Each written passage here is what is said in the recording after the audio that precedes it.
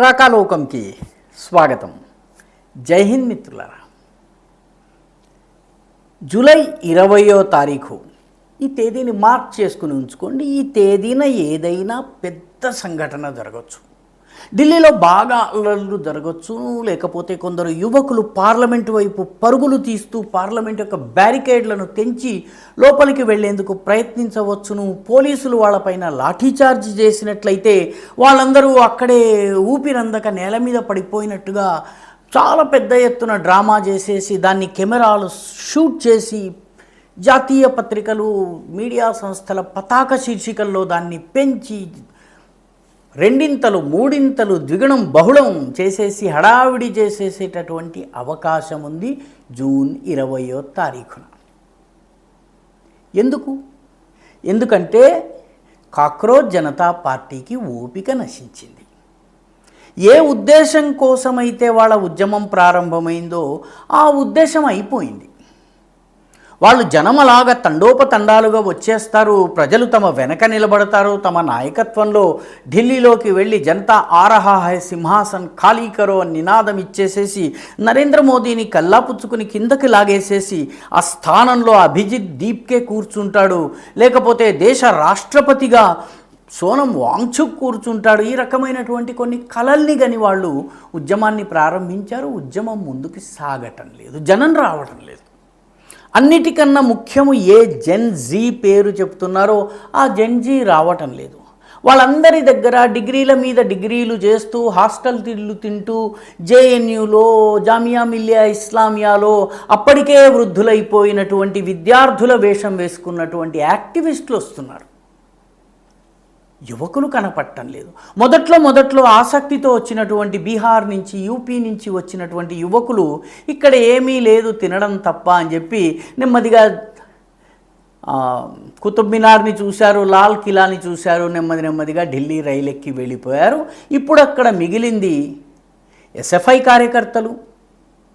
దేశంలో ఏ ఎన్నిక, కేరళ తప్ప ఏ ఎన్నిక నెగ్గనటువంటి ఎస్ఎఫ్ఐ కార్యకర్తలు, కొందరు ఐసా కార్యకర్తలు, ఆల్ ఇండియా స్టూడెంట్స్ అసోసియేషన్ పేరిట ఉన్నటువంటి ఒక మావోవాద సంస్థ యొక్క నాయకులు, మరికొందరు ఈ రకరకాల ఎల్జీబీటీ హక్కుల కోసం పోరాడేటటువంటి వాళ్ళు.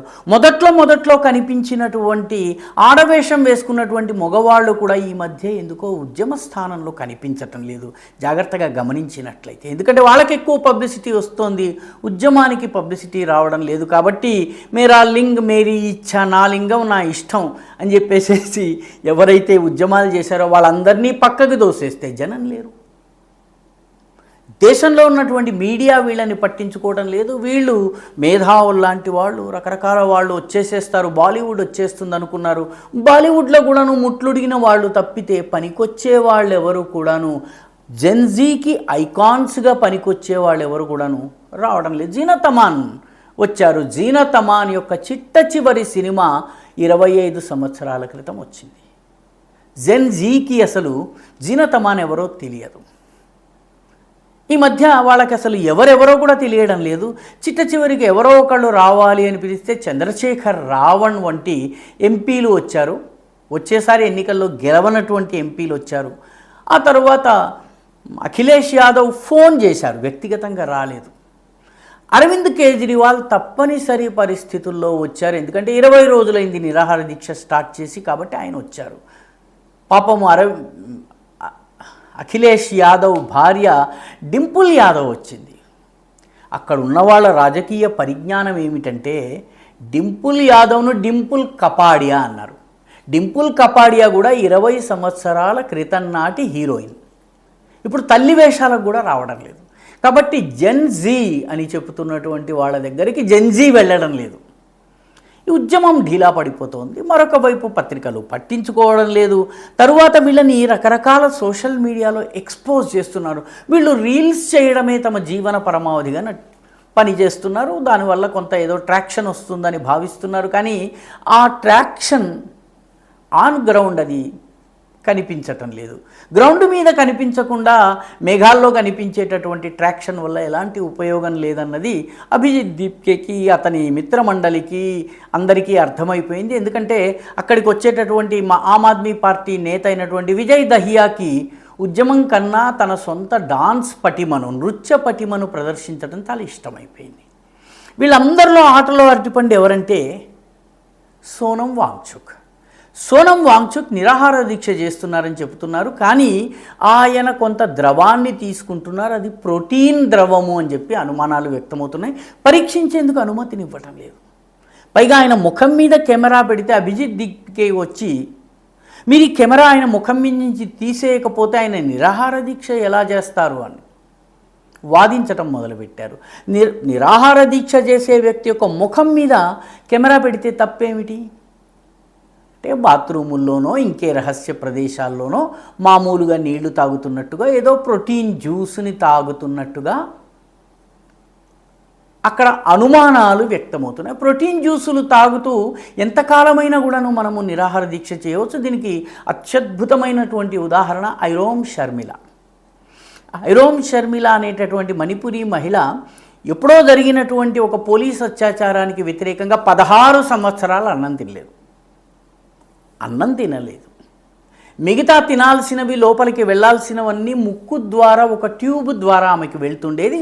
ఎక్కడికి వెళ్ళినా ఆ ట్యూబ్ వెంట తీసుకుని వెళ్తూ ఉండేది. మన లెఫ్ట్ లిబరల్ ఎకోసిస్టమ్ ఆమెను ఒక వీర వనితగా, ఒక అద్భుతమైనటువంటి పోరాట మహిళగా, ఐరామ్ షర్మిల కాదు ఆమె ఐరన్ షర్మిల అని చెప్పి ప్రచారం చేశారు. 16 ఏళ్ల తరువాత ఆమె ఎన్నికల్లో పాల్గొంటే 90 ఓట్లు వచ్చాయి. 90 ఓట్లు వచ్చేటప్పటికి ఆ ముక్కుకున్నటువంటి ట్యూబ్ని పీకేసింది. ప్రస్తుతం బెంగళూరులో 2 పిల్ల పాపలతో హాయిగా జీవిస్తోంది. ఈ నిరాహార దీక్ష నాటకం ఇంకా నాకు అక్కర్లేదు అని చెప్తోంది. కాబట్టి సోనం వాంగ్చుక్ ప్రోటీనస్ లిక్విడ్స్ తీసుకుంటున్నారా, లేకపోతే ఇప్పటి వరకు ఆయన ఏ రకంగా తట్టుకుంటున్నారు, ఈ సందేహాలు వస్తున్నాయి. దీన్ని పరీక్షించేందుకు ఎవరిని వెళ్ళనివ్వడం లేదు. మొదట్లో అయితే వీళ్ళు వైద్య పరీక్షలకు కూడా నిరాకరించారు. ప్రభుత్వం వైద్య పరీక్షలు చేస్తామన్నారు, వీళ్ళు నిరాకరించారు. మాది మేమే పరీక్ష చేసుకుంటామన్నారు. పైగా అన్నిటికన్నా ఆశ్చర్యకరమైన విషయం ఏంటంటే ఆయన ప్రోటీనస్ లిక్విడ్ తాగుతున్నట్టుగా భావిస్తుంటే వీళ్ళందరూ ఆయన ముందే ఇష్టం వచ్చినట్టు తింటూ ఉండడం. పొద్దున, మధ్యాహ్నం, సాయంత్రం, రాత్రి జునైద్ భాయ్ అనేటటువంటి ఒక విచిత్ర జీవి వాళ్ళకి ఏం ఉద్యోగం చేస్తాడో ఎవరికి తెలియదు, కానీ ఆయన ఆహార పదార్థాలు తీసుకొస్తాడు. ఆయన షాహీన్ బాగ్లో కూడా ఆహారం తీసుకొచ్చాడు. సిఏఏ వ్యతిరేక ఉద్యమంలో ఆహారాన్ని తీసుకొచ్చాడు. రైతు ఉద్యమ సమయంలో కూడా ఆహారాన్ని తీసుకొచ్చాడు ఈ జునైద్ భాయ్. ఇదే జునైద్ భాయ్ ఢిల్లీ అల్లర్ల సమయంలో ఐబీ ఆఫీసర్ అంకిత్ శర్మను చంపినటువంటి తాహిర్ హుస్సేన్కి మద్దతుగా ఎన్నికల ప్రచారం చేశాడు. ఆ జునైద్ భాయ్ సమోసాలు తెస్తున్నాడు, మన వాళ్ళు తింటున్నారు. చిట్ట చివరికి ఒకానొక దశలో సోనం వాంగ్చుక్కి కోపం వచ్చి మీరు ఠూస్ కర్ హిందీలో చెప్పారు, ఠూస్ కర్ ఖా రహే హై, నేనేమో నిరాహార దీక్షలో ఉన్నారు, మీరు ఠూస్ కర్ ఖా రహే హై, దీన్ని పచ్చి తెలుగులో అనువాదం చేస్తే దొబ్బి తింటున్నారు అన్నటువంటి అర్థం వస్తుంది. అయినా కూడా వీళ్ళు తింటున్నారు, డాన్సులు చేస్తున్నారు, ఉద్యమానికి జనం రావడం లేదు. సోనం వాంగ్చుక్ అనేటటువంటి పసుపు బొమ్మ తయారు చేసి వీళ్ళు ఇష్టమైనటువంటి పూజను వీళ్ళు చేసుకుంటూ పోతున్నారు. సోనం వాంగ్చుక్ కూడాను ఆయన నిరాహార దీక్ష యొక్క సత్యత ఏమిటి అన్నది పరీక్షించేందుకు అవకాశం ఇవ్వాలి. కాబట్టి జూన్ 20 లోపల ఆయన నిరాహార దీక్ష విరమించాలి. ఎందుకంటే దీనివల్ల ఎటువంటి లాభం లేదు, కేంద్ర ప్రభుత్వం ఏం పట్టించుకునేటట్టు లేదు, బాలీవుడ్ స్పందించేటట్టు లేదు, ప్రజలు వెంట వచ్చేటటువంటి పరిస్థితి లేదు. కాబట్టి ఈ ఉద్యమం నుంచి బయటపడేందుకు ఆయన ప్రయత్నం చేస్తున్నాడు. ఎవరో ఒకళ్ళు వచ్చి నిమ్మనీళ్లు తాగిస్తారేమోనని చెప్పి ఆయన చూస్తున్నారు. దానికి ఒక సాకు కావాలని ఈ ఉద్యమాన్ని ఆపేందుకు అభిజిత్ దీప్కే ఏదో రకంగా ప్రయత్నం చేస్తున్నాడు. అందులో భాగంగానే జూలై 20వ తారీఖు పార్లమెంట్ మీద దాడి చేయడానికి వీళ్ళు వెళ్తున్నారు. అంటే దాడి అన్న పదము సరైనది కాకపోవచ్చు, కానీ పార్లమెంట్ మీదకి వీళ్ళు పెద్ద ఊరేగింపుగా వెళ్ళబోతున్నారు. అక్కడికి వెళ్ళి వీళ్ళు ఏమి శాంతియుతంగా ఉంటారని మనం అనుకోవడానికి వీల్లేదు.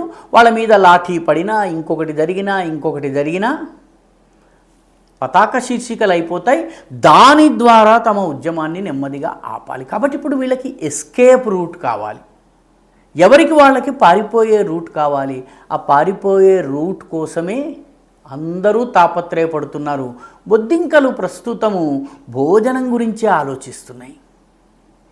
బొద్దింకల్లో నిరాహార దీక్ష చేస్తున్నాం అని చెప్పుకుంటున్నటువంటి వాళ్ళు ఎవరికీ కనపడకుండా ఏమేమి నమిలేయాలో అవి నమిలేస్తున్నారా అన్నటువంటి అనుమానం వస్తుంది. ఈ వీడియో మీకు నచ్చినట్టయితే లైక్ చేయండి, షేర్ చేయండి, ఈ ఛానల్కి సబ్స్క్రైబ్ చేయండి, మీ అభిప్రాయాన్ని కమెంట్ల రూపంలో తప్పనిసరిగా పంపించండి.